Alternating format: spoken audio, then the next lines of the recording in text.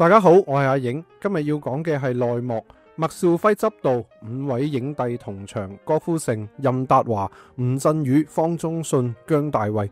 其中最年輕嘅郭富城今年都已經60歲啦，但係年齡唔係問題，好唔好睇先係問題啊嘛？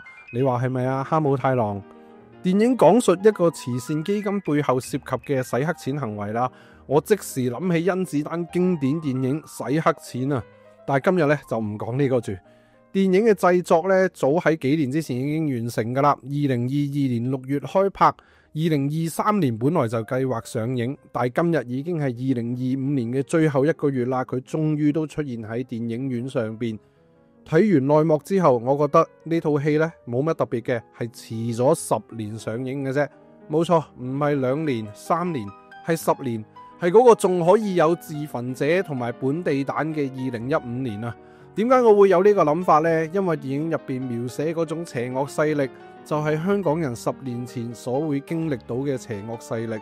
但係去到今日，我哋目睹嘅黑暗同埋罪惡，比喺電影入邊呈現嘅已經勁唔知幾多倍。電影入邊嘅主角，佢哋對抗所謂嘅大奸大惡，而家睇落去簡直就係幼稚園嘅級數。套戲塑造咗一個貪污腐敗嘅故事框架，但係成個故事同現實社會已經完全脫節。遲咗10年呢一件事，直接令到電影用力過猛，就好似有個人啊，只不過喺超市度偷咗一包香口膠，你就出動飛虎隊去捉佢啦。最後上到法庭，唔知點解仲要淨係告佢亂拋垃圾咁騎呢？觀眾會覺得啊，好啦，你對付嘅邪惡根本就唔需要用到咁強嘅力度。呢啲嘢日日都發生緊噶啦，根本生活日常。你大個郭富城咬牙切齒就 over 晒啦。問題唔係劇情，個邪惡都仲係好邪惡嘅。問題係時代唔同咗，即係古羅馬人啊，信耶穌就係邪惡，就係犯罪，要俾人捉去競技場同獅子決鬥。但係到咗今日，人人都已經有信耶穌嘅自由噶啦。不過呢幾個60歲以上嘅 uncle 喺呢套戲度展現出嚟嘅拼勁同埋演技，確實係令到我佩服嘅。4大男主角入邊啊，最後生嘅郭富城都已經60歲啦。其他例如吳鎮宇啊、任達華、方中信啊、姜大衛啊，呢啲全部都係老男人嚟噶啦。但係佢哋喺戲入邊照樣搏到盡，將好多高難度嘅動作戲都親身上陣。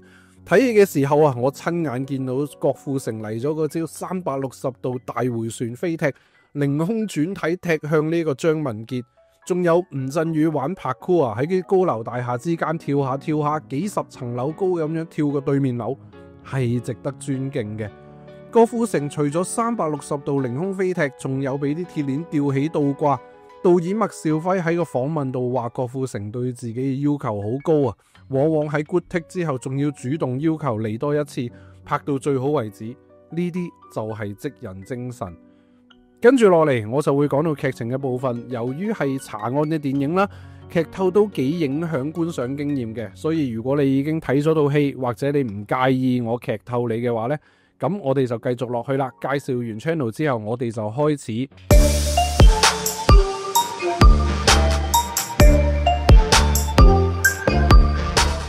歡迎大家嚟到我哋頻道，我哋頻道主要係做一啲影視評論，每個星期2、4、6出片，麻煩幫手訂閱我哋。我哋已經開通咗會員啦，你可以成為禮貌小寶寶嘅一員，25蚊一個月，每個月最少會有4條會員專屬影片，亦都可以俾100蚊成為死極都死唔去嘅行運健康小寶寶，尊貴非常。內幕嘅故事一開始就發生喺一場盛大嘅慈善晚宴上邊。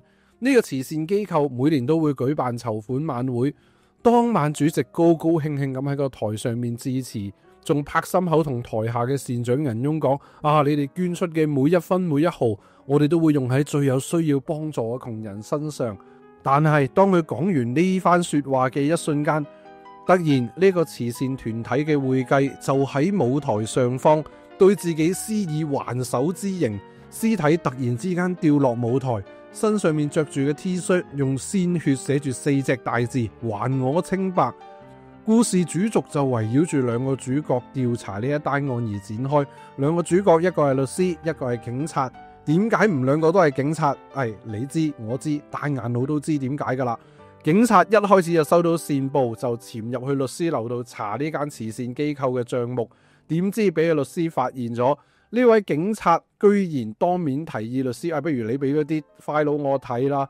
然後佢哋兩個就一拍即合，開始合作。隨住調查嘅深入，佢哋發現呢一個機構上年度嘅收入有5億幾，但係賬目呢就少咗2億。佢仲要驚香港人唔知咩係洗黑錢。有一幕往事係喺個熒光幕度做俾我哋睇嘅，就係主席同阿會計鬧交，但係實質上成場戲只係為咗俾兩個角色用解釋性對白解釋俾觀眾聽究竟乜嘢叫做洗黑錢。我同意要解釋俾唔知嘅觀眾聽嘅，但係我反對好直白咁樣使用呢個解釋性對白，因為兩個角色係無啦啦一直講一啲佢哋應該係常識嘅嘢，就好似有兩個職業足球員啊喺更衣室度討論解釋俾對方聽，喂，乜嘢係越位啊咁樣。成套戲我最難受就係呢一幕啦。隨後發生嘅就係律師同警察佢哋兩個手拖手咁樣深入呢個機構嘅內部追查真相，由洗黑錢啊、偷一啲捐款啊，到買兇殺人啊、販毒啊，一件一件咁樣俾我哋觀眾去發現。但問題係咁又點呢？我哋冇喺熒光幕上面見到洗黑錢對呢個世界會造成啲咩唔好嘅後果，我哋見唔到偷咗捐款之後啲受益人點樣變咗受害人。我哋見到嘅係佢買兇殺死嗰個人啦，其實就係全套電影入邊最乞人憎嘅角色，嗰個慈善團體嘅主席。好，我哋暫時唔好理呢個住，擺埋一邊先，傾下另一個問題，就係郭富城所飾演嘅律師，點解佢會咁義無反顧咁樣去參與呢個查案去調查呢件事呢？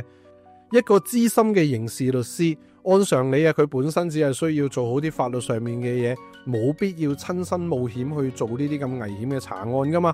但係電影入邊嘅呢位律師偏偏就由頭到尾都全程投入，做到最後鋌而走險咁樣去調查呢個真相，甚至3番4次令到自己爭啲冇命，去同呢個咁龐大嘅邪惡組織對着幹。點解佢要咁執着呢？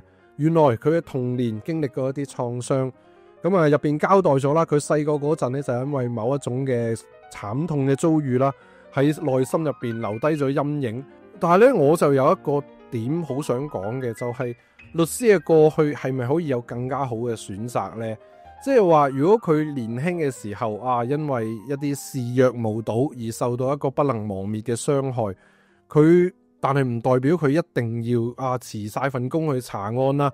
佢可以通過法律嘅途徑去懲治一啲壞人啦。點解一定要用跆拳道呢？係咪因為法律有啲嘢做唔到呢？電影有嘗試去講呢點嘅，但係呢就到喉唔到肺。喺佢其中一個打官司嘅 case 上邊呢，就有一對因為得唔到公正裁決而登出人生 online 嘅兩父女。但電影嘅呈現手法係律師主角佢睇電視見到新聞嘅時候，見到呢兩父女嘅新聞，點解要再隔一個熒幕用新聞嘅方式嚟到去俾律師去知道呢？點解唔可以直接衝上律師嘅 office 自焚或者跳樓呢？如果兜口兜面，係咪呢個律師嘅義無反顧就會反得更加有說服力呢？好，跟住講下個反派。反派咧係呢套戲嘅致命傷嚟嘅，因為咧呢套戲入邊真正有黑暗面嘅角色，其實得主席一個嘅啫。佢高高在上，少女藏刀，係少數觀眾真正見到佢心入邊有鬼，係嗰種令人想隨之而後快嘅奸角嚟嘅。佢一方面又驚佢自己嘅罪行暴露，一方面又為咗攞得更加多嘅私利而不擇手段。觀眾開頭甚至會覺得佢係大魔王嚟嘅，期待佢同正派之間有一個龍爭虎鬥非常之好睇嘅戰爭。但係當電影去到大約2/3嘅時候，呢位主席居然就提早拎飯盒可以放工啦，俾真正嘅幕後黑手滅咗口。咁一搞法呢，電影嘅後段觀眾就會失去咗一個黑人憎嘅對象嚟到去投射嗰個情感，同埋少咗一個有血有肉嘅對手去俾主角佢哋去對抗。而接任嘅李斯AKA 陳國邦就更加係接唔上嗰個邪惡嘅程度。佢由頭到尾都只係一隻棋子嚟嘅啫，如果要送主席去見上帝，咁點解李斯唔係大魔王一早派落嚟，係負責去送主席去見上帝嘅呢？而家只係一個好廉價嘅接任，後邊其實求其推一個人上去都冇所謂。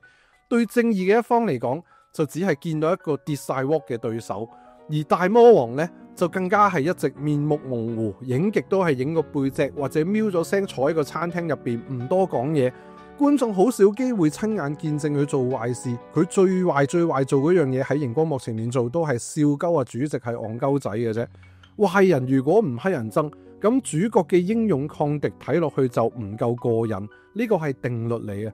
我成日都覺得一套戲嘅成敗往往睇你個反派係拍成點，所謂搞掂個奸角，套戲就搞得掂噶啦。